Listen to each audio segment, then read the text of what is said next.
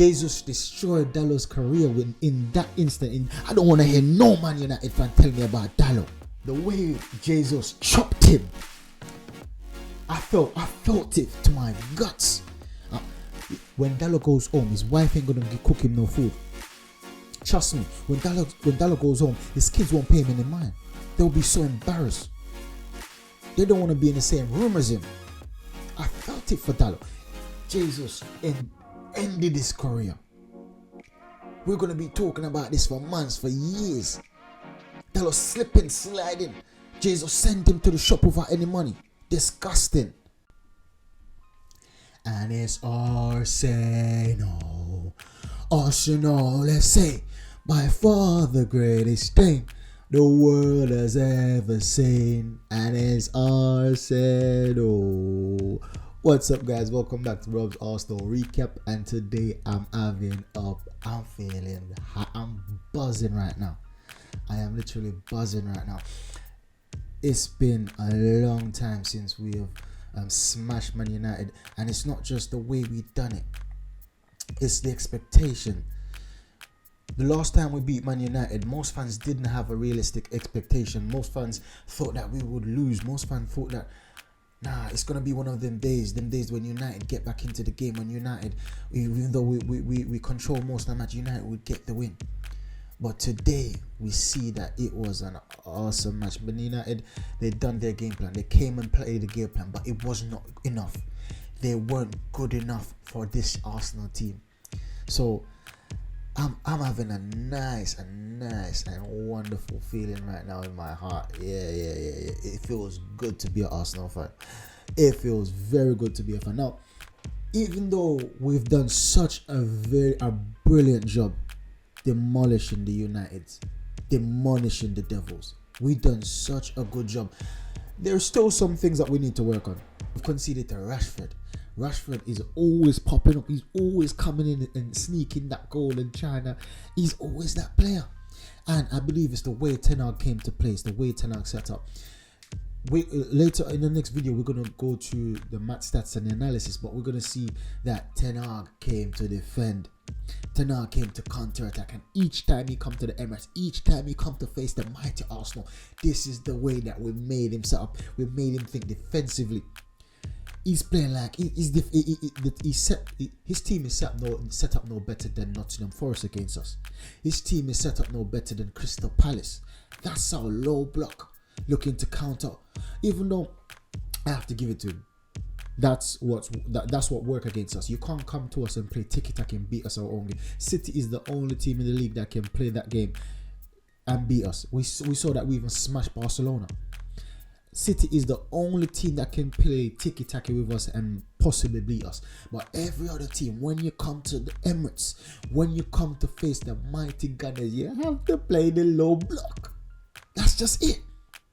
Right now, we're smoking people. Now, it's not the fact that, we struggled after for the whole first half, didn't manage to get the goal, and we were poor and this and that. That's not the issue. The issue is the results. Because in the past two matches, past three matches, I've said that against Nottingham Forest, against Crystal Palace, we scraped the results, but we played very well. And for me, those teams, we should be smashing those teams. Not to take the Premier League for granted or taking it lightly, but these teams, we should be, if we're having title ups credential, if we're having title ups ambition and aspiration, teams like this we should be smashing. So when it comes down to Fulham now, that's another embarrassment on my side. We played a 10-man Fulham and we didn't manage to get the win. We draw that game, 10-man Fulham. And we see Man City smash them 5-1.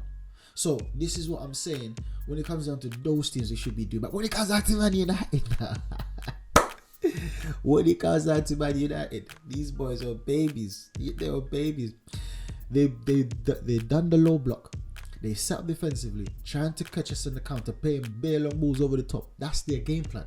And we squash everything, all the effects we squash. Now, another thing we saw is that Gabriel Magalhaes, his IQ is immense. his footballing knowledge, his footballing brain is immense. We saw if it wasn't for him, Garnacho would have scored. So he saw that Garnacho was in on goal, and he's beaten our last defender over the right hand side. He's beaten White, he's beaten Saliba. So what does he do? My man went back, sucking his stomach, sucking his belly, sucking his chest. Do you know what I mean? But at first I thought it would be offside because I saw his head came over, so I thought his head would the line would draw on his forehead, but it still was behind Garnacho. So that was brilliant. That was brilliant from Gabriel. That was awesome. I love to see that taking initiative, thinking on their feet, thinking in the space in split seconds. I love that from Gabriel. Gabriel's, and this is why we've been calling for Gabriel. It's not just the fact that he done that remarkable thing where he stayed kept Garnacho offside, but the way he played solid. I see Holland came on, Holland number 2 came on, and I have to give him credit. He's a bit strong. He looks okay. However, Gabriel dealt with him aggressively. This is my territory. You can't be coming around messing with me. And that's another thing. He chose to go to Gabriel. He knows he can't touch Saliba. He knows it. So he went to Gabriel. So if you can't get if you know you can't beat the strongest man, you try to go to the second man. Try shake him up. Try to deal with him rough. But Gabriel hold him and fling him to the floor. I see one time Gabriel hold him and dash him to the floor. Don't mess up my Gabby. Don't mess with Magalhaes. You get me? That's our number 2. Our second best defender, that is. And also, I think he's in line to be our second captain after Odegaard. Don't mess with Magalhaes.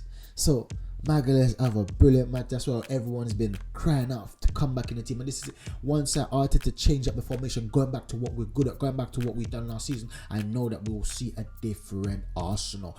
I love to see it. Next thing we see, Vieira weight of pass, perfection. As soon as Vieira came on, the game changed. The speed of the game increased. We're starting to control the ball better. We started to control the ball more.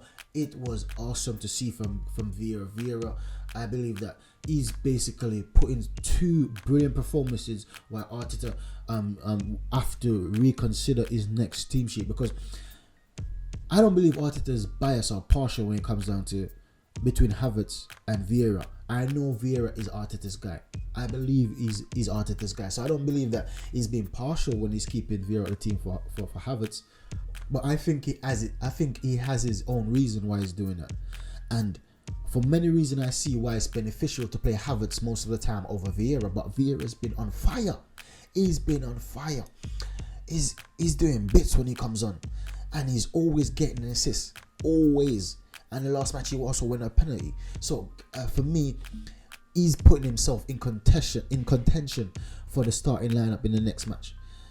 So well done, Vieira. Vieira is improving. He's getting better. This is what we love to see. This is what we've been crying out for. This is why I understand now why Mikel Arteta signed Vieira. And this is why we need to be careful how we judge Havertz, because we used to be judging Vieira saying we need to get rid of him.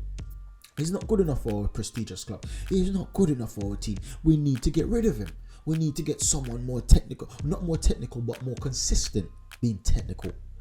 And this is now we're starting to reap the fruit of Oliver. When we give him time, we're starting to reap that fruit. We even hear Arteta said about how he gave Kai Havertz advice that how when he saw his missus, he was moving to it. She wasn't having it. So he had to keep being patient. He had to keep trying, and eventually it won her over. Now it's beautiful. That's what he said. So he's comparing his life or his journey with his missus and showing Kai Havertz that all great things takes time. All great things need patience. So we need to give Kai Havertz some leniency. Give him some time. He's only been here for three competitive matches. Give him some time. 4 competitive matches. Give him some time. He will return our trust. He will return our faith. I believe so, because Arteta is the guy. Arteta is the manager. Arteta is the man to bring out the best in these players. And we've seen it so far with so much player, and we're going to see it with Kai Havertz. Just give him time. Give him a few games. Give him half a season. Give him some time, and we will be happy with the result. Now, on a sour note, Saka did not have a good match, and he made Dalot look better than what he is. Saka, for me, I don't know what's going on with Saka, man. Saka has not been firing since the season start. Apart from that first match against Nottingham Forest, and he got the goal, but it still wasn't firing. It still didn't look like the old Saka. So I don't know if he needs competition. I don't know if he needs. I don't know what he needs at this time, because Man United ain't that good to be. They wasn't even doubling up on Saka that much. So I don't see why he's marked out the game. I don't see why he tries things, but it's not coming off. I don't know. Normally when Saka go around the play, he'll beat them. I see each time he try to go on the inside, they always tackle him. They get the ball clean.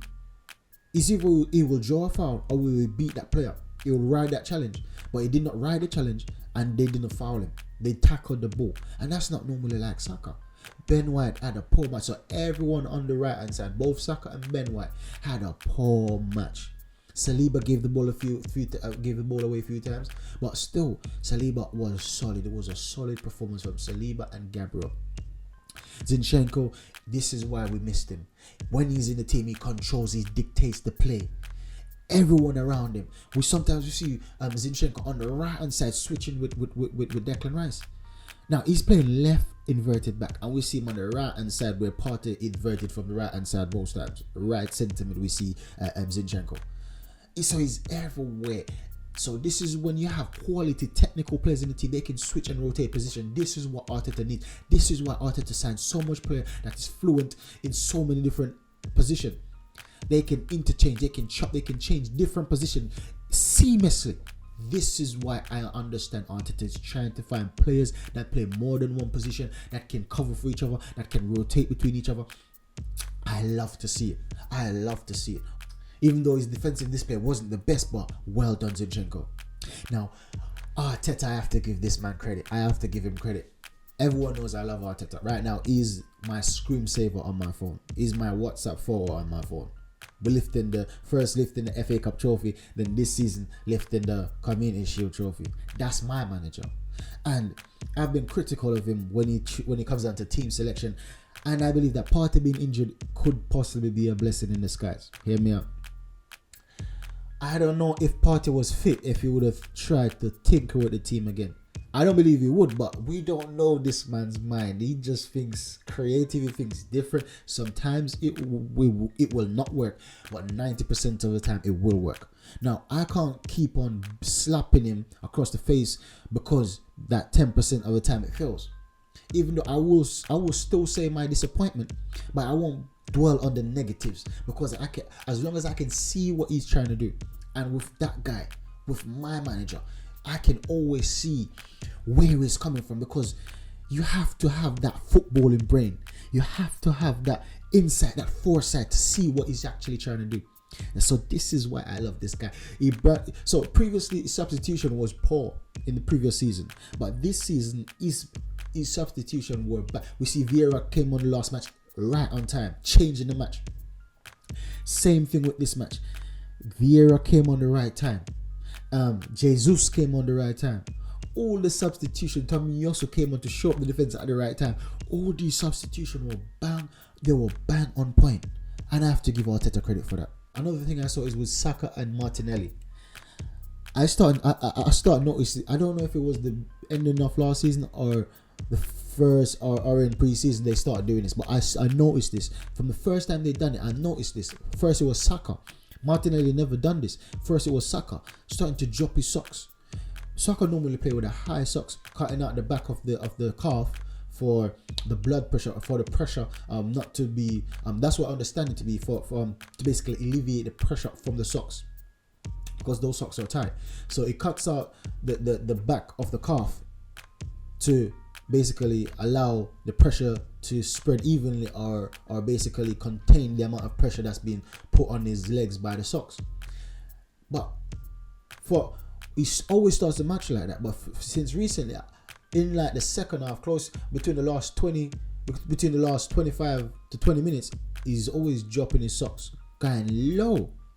So we see players like Lavia play with his low socks.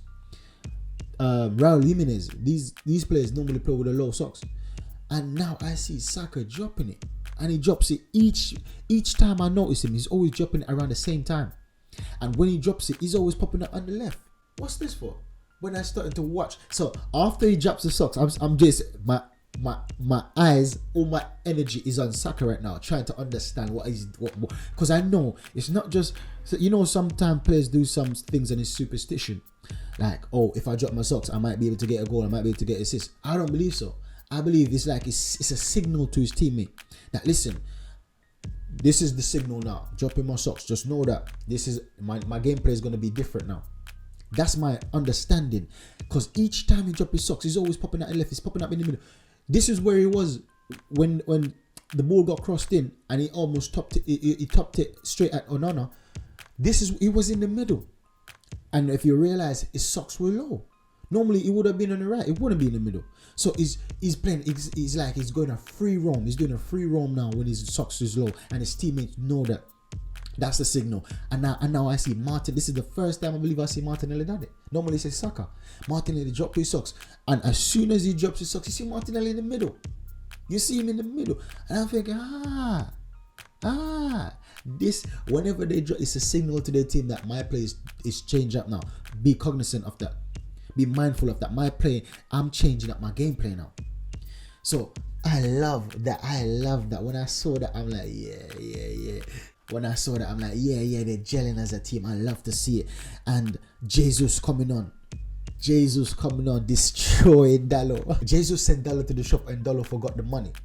You see, when you see the video, you see Dalot on the floor stretching out his hand, asking, "Can I please have the money?" Man, remind me of Oliver Twist. Can I have some, please? Can I have some more? This is how I see Dalot on the floor. This reminds me of Oliver Twist, man, on the floor like this. Oh my gosh. Jesus did not have to do that. He did not have to do that. Man skating on grass. You see Dalot all over the place. That's embarrassing. Jesus destroyed Dalot's career in that instant. I don't want to hear no Man United fan tell me about Dalot. None of you guys. When it comes down to us, you can talk to Dalot about other teams. You can't talk to Dalot with Arsenal. You can't mention Dalot in the same breath as Arsenal. The way Jesus chopped him, I felt it to my guts. When Dalot goes home, his wife ain't gonna cook him no food. Trust me, when Dalot goes home, his kids won't pay him any mind. They'll be so embarrassed. They don't want to be in the same room as him. I felt it for Dalot. Jesus ended his career. We're going to be talking about this for months, for years. Dalot slipping, sliding. Jesus sent him to the shop without any money. Disgusting. Brilliant. This is what I love about Jesus. Now we see Nketiah is a finisher. That's his main job. He's a finisher. But in this match, unfortunately, he didn't pop up with a goal. But Jesus, as soon as he comes on, beating about 4 men on the right wing, beating my man from the retirement home, Johnny Evans. Disgusting. Jesus always embarrassed players, and I felt it for Man United today, man. They did not deserve to be embarrassed like this. Dalot had an okay match clamping down Saka, but it's like Jesus said, how dare you?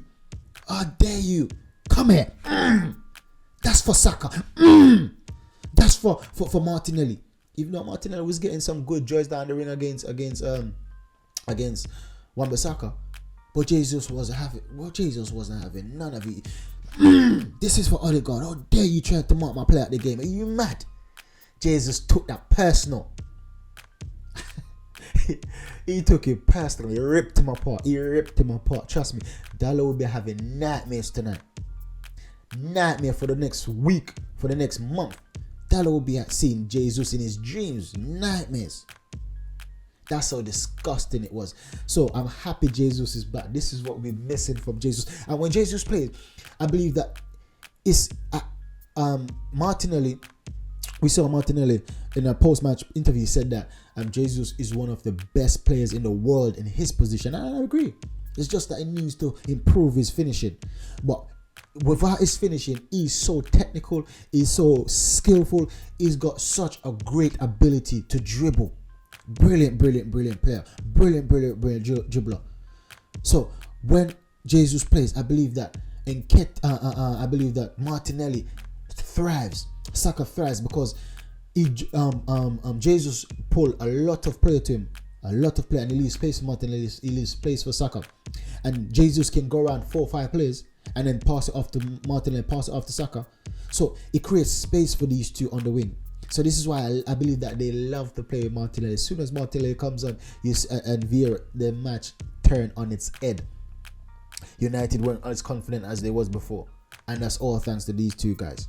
Jorginho coming on, controlling, dictating from midfield, brilliant. But the main subject, the main topic of the day, Declan Rice. Awesome, Rice baby, awesome, brilliant match.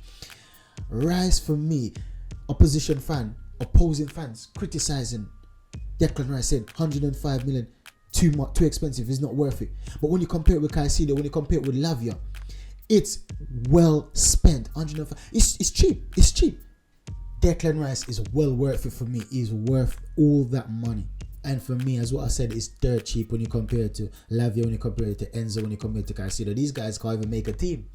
These 3 midfielders, so good, so expensive, and they still can't do what Declan Rice does. 3 of them combined can't do what Declan Rice does, because that's what we've been missing, a player like this. If it wasn't for Declan Rice, we would have lost that game. I can guarantee you.